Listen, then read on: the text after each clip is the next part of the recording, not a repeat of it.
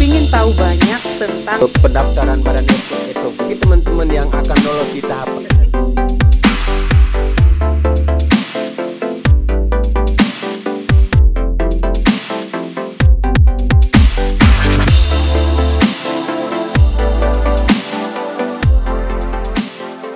Halo teman pemilih, kembali lagi dalam podcast kita Mbak Omong Enak tentang Pemilu dan Pemilihan, podcast KPU Provinsi Nusa Tenggara Timur.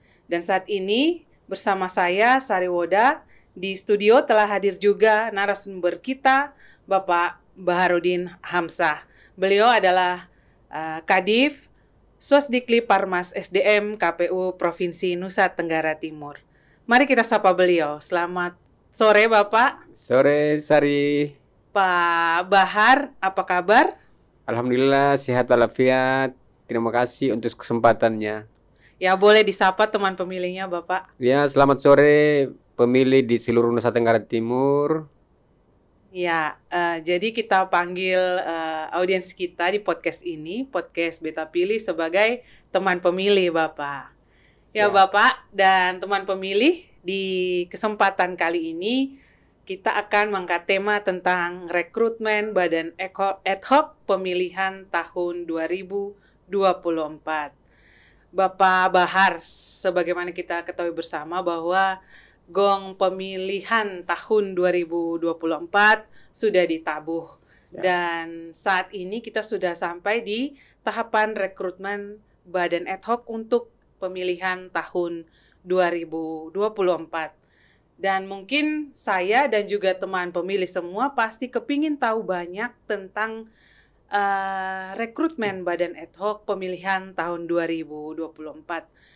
Mungkin kita bisa mulai dengan merincikan tahapan rekrutmen pemilihan Badan Ad Hoc ini. Baik, terima kasih Sari dan teman pemilih. Kalau kita merujuk kepada jadwal dan tahapan Pilkada serentak tahun 2024 di PKPU nomor 2, maka salah satu tahapan persiapan yang dilakukan oleh KPU secara berjenjang adalah pembentukan Badan Ad Hoc. Dan saat ini untuk kita di Nusa Tenggara Timur, pendaftaran Badan Ad Hoc itu sudah dimulai di tanggal 23 dan hari ini adalah hari terakhir untuk pendaftarannya. Dan kalau kita lihat di jadwalan tahapannya, maka pengumuman pendaftaran itu hari ini hari terakhir. Dan kalau sebentar nanti dari 22 kabupaten kota itu ternyata ada kabupaten yang belum memenuhi syarat 2 kali kebutuhan, maka akan ada perpanjangan waktu 2 hari, yaitu mulai tanggal 30 sampai tanggal 2. Setelah proses itu berlanjut selesai, maka selanjutnya adalah bagi mereka yang memenuhi syarat administrasi, mereka akan mengikuti tahapan seleksi tertulis calon anggota PPK yang jadwalnya mulai tanggal 6 dan 8.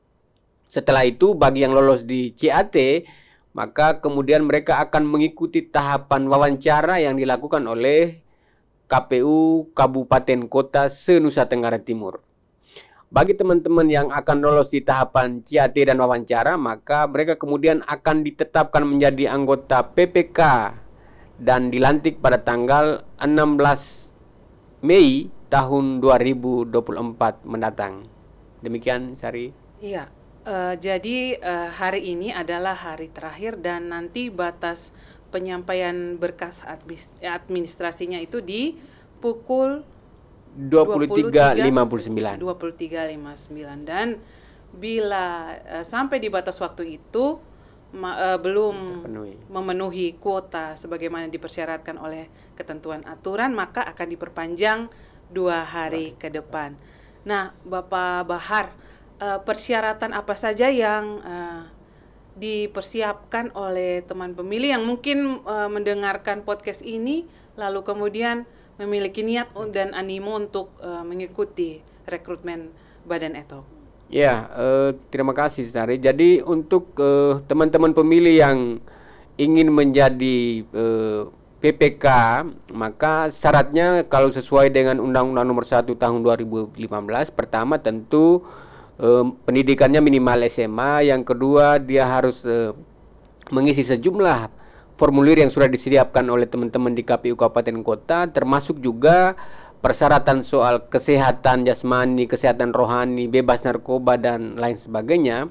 Seluruh syarat itu kemudian nanti disampaikan kepada KPU Kabupaten Kota melalui aplikasi Siakba, dan teman-teman pemilih juga bisa datang langsung ke KPU Kabupaten Kota untuk menyampaikan berkas secara langsung, berkas fisiknya.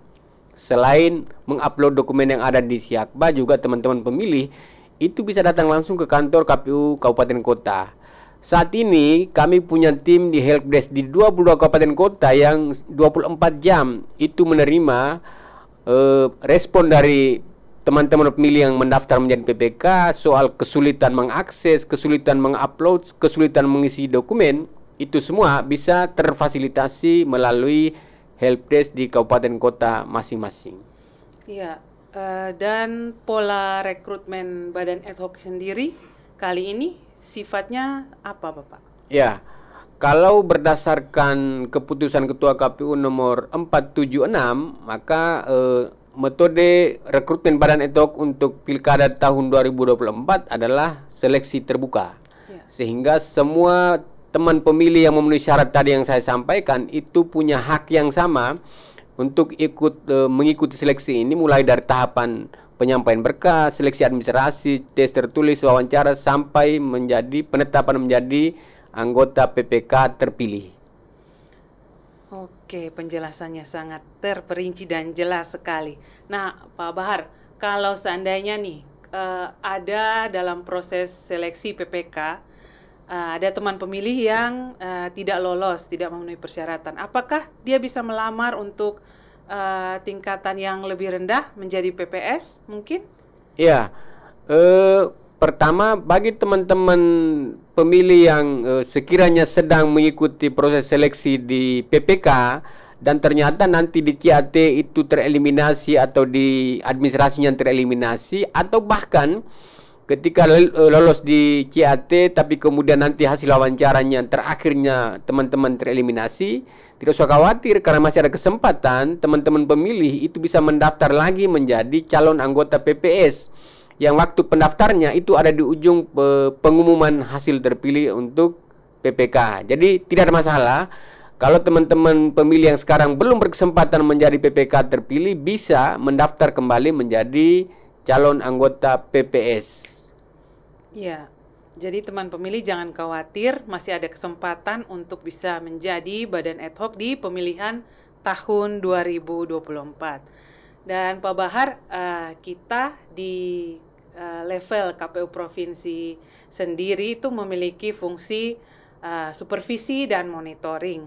Nah, untuk kondisi saat ini, bagaimana dengan jumlah pelamar di 22 kabupaten kota, mengingat tenggat waktu atau batas waktu yang sudah tidak lama lagi, yaitu akan berakhir di pukul 23.59 hari ini.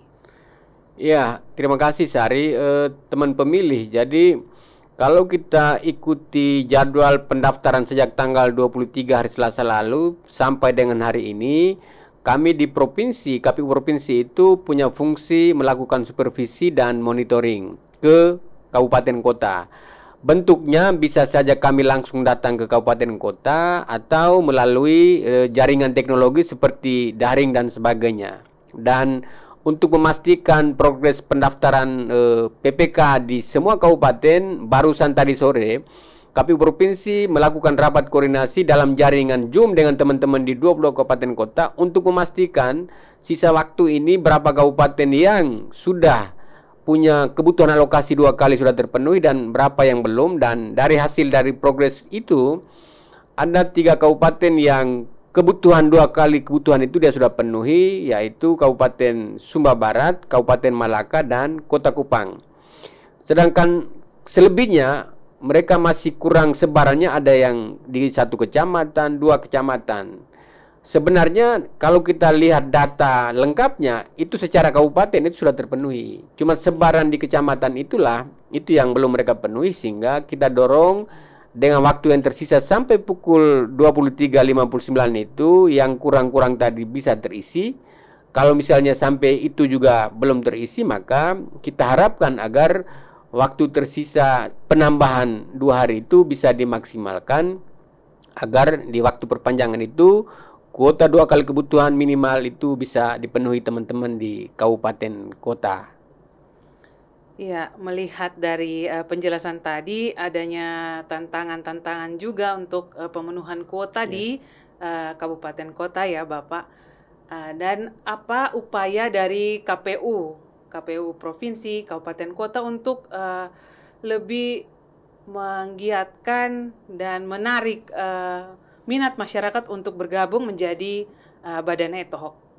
Ya, pertama tentu memang ini soal bagaimana ikhtiar kita semua baik di provinsi, KPU provinsi maupun kabupaten kota, bagaimana memaksimalkan kolaborasi dengan stakeholder kita terkait. Misalnya sekarang ini kita belum punya jaringan organisasi di kecamatan. Karena itu stakeholder di kecamatan, pemerintah kecamatan dan desa itu mesti digalakan dan dimaksimalkan secara masif sehingga mereka bisa menyampaikan ini kepada masyarakat di wilayahnya supaya waktu yang tersisa ini mereka bisa penuhi. Yang kedua, menggunakan media-media sosial, media-media KPU yang ada di kabupaten kota untuk memaksimalkan peran-peran sosialisasi, apakah itu melalui media sosial, media cetak elektronik, agar masyarakat kita, teman-teman pemilih yang belum tahu informasi ini, mereka bisa ikut. Tapi kita punya tantangan sendiri, Sari. Pertama, bahwa kita tahu bersama NTT ini adalah daerah kepulauan. Sehingga memang ada kesulitan berkaitan dengan akses informasi di daerah-daerah yang terluar, yang mungkin secara dari sisi jaringan internet, komunikasi itu tidak mudah. Ini tentu menjadi tantangan tersendiri, tapi kami berharap teman-teman di kabupaten itu sudah tahu apa yang mesti mereka lakukan, mappingnya sudah mereka lakukan, kecamatan mana yang sulit itu sudah dipetakan, sehingga kalaupun nanti malam sampai pukul 23.59 itu belum terpenuhi, maka 2 hari perpanjangan itu mereka benar-benar memasifkan informasi sosialisasi itu agar bisa terpenuhi kuota pendaftar minimal 2 kali kebutuhan. Ya, terkait dengan masa kerja dari Badan ad hoc sendiri akan berlangsung sampai kapan, Bapak? Ya, masa kerja teman-teman ad hoc ini PPK PPS, kalau kita kembali ke jadwal dan tahapan Pilkada Serentak 2024 ini, maka teman-teman PPK itu akan dilantik di tanggal 16 Mei dan masa jabatan mereka itu paling lambat sampai bulan Januari. Jadi di ketentuan undang-undang pemilihan juga menyampaikan bahwa PPK PPS itu dia akan dibubarkan paling lambat itu 2 bulan setelah tahapan pilkada selesai. Kalau terkait dengan hak-hak yang mereka dapatkan sebagai Badan ad hoc, anggota Badan ad hoc, seperti apa, Bapak? Karena mengingat tugas dan tanggung jawab mereka juga cukup besar, tentunya itu juga perlu disupport dengan hak-hak atau kesejahteraan mereka yang terpenuhi dengan cukup. Ya, pertama sebelum sampai ke hak-hak, begitu PPK PPS dilantik, maka di saat yang bersamaan pula itu ada dukungan sekretariat dari pemerintah daerah. Jadi ada staf sekretariat, ada ASN yang nanti akan diperbantukan di sekretariat PPK, juga di PPS. Yang kedua, memang kita tahu bersama bahwa PPK, PPS, KPPS itu sebenarnya mereka adalah garda paling depan suksesnya penyelenggaraan baik pemilu maupun pemilihan ini. Apalagi pilkada ini dinamika lokalnya tinggi, tekanan-tekanan juga sangat tinggi, karena itu mereka adalah ujung tombak kita di paling depan. Nah, berkaitan dengan honor badan-badan ad hoc kita, itu tentu mereka akan mendapatkan uang honor setiap bulan, dan besarannya itu tergantung RKB di kabupaten kota yang sudah disepakati bersama ketika pembahasan dengan pemerintah daerah masing-masing. Yang kedua, mereka juga tentu mendapatkan hak yang lain, misalnya melakukan perjalanan ke kabupaten, urusan-urusan honor-honor lain yang sesuai dengan ketentuan undang-undang yang berlaku. Ya. Jadi teman pemilih sudah dijelaskan tadi bahwa Badan ad hoc kita yang saat ini sedang dalam proses rekrutmen juga dijamin dengan keterpenuhan hak-hak yang seperti yang telah disampaikan oleh Pak Bahar tadi. Mungkin yang terakhir, harapan Bapak dalam proses rekrutmen badan ad hoc ini seperti apa? Ya, terima kasih Sari. Pertama tentu kalau untuk harapan pertama dua hal. Satu, untuk tahapan yang ada di keputusan Ketua KPU nomor 476 itu kita ikuti betul supaya kita tidak keluar dari jadwal yang sudah ada. Di mana hari ini adalah hari pendaftaran terakhir dan 2 hari itu perpanjangan. Itu soal prosesnya. Yang kedua, karena ini teman-teman PPK ini menjadi ujung tombak dan yang menggunakan adalah KPU Kabupaten Kota. Kita berharap supaya prosesnya benar-benar profesional, penilaiannya juga secara fair, dan mereka yang nanti akan terpilih adalah anggota PPK yang selain dia punya kemampuan secara intelektual, tapi dia juga punya kemampuan berkomunikasi, keterampilan lain kepemiluan, dan dia punya integritas yang tinggi. Baik teman pemilih, demikian tadi sejumlah hal bernas dan bermanfaat yang sudah disampaikan oleh Pak Baharudin Hamzah, Kadif Sosdikli Parmas SDM KPU Provinsi Nusa Tenggara Timur. Dan kami berharap tayangan ini dapat juga bermanfaat untuk teman pemilih semuanya.